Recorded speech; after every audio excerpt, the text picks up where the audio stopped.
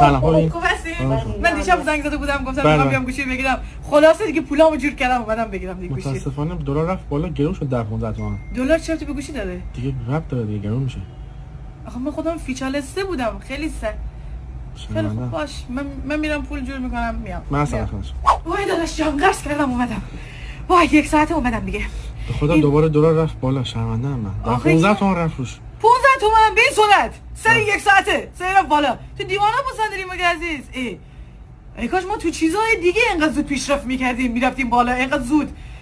دیگه چی بکنم میخوام گوشی نیازمه. من یه دو سه تا انگشتر و گوشواری ندارم. من اونا رو بفروشم سری میام.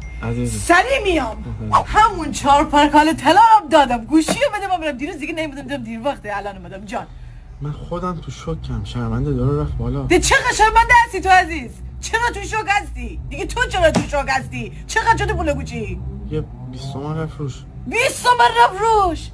من بازم دارم بالا میدم شادری میان کلی 130 جونه بی شادری میام گوشه همین مال میام بفروختم بیشتر سود کودی مالن. من چرا میتلای بفروختم؟ الان ده من تلایم نه ریجسترم نیست. ریجسترم نیست انقدر ناز ifade داره. وای همه چی آرومه. ما چقدر خوشبختیم. همه خوشبخت.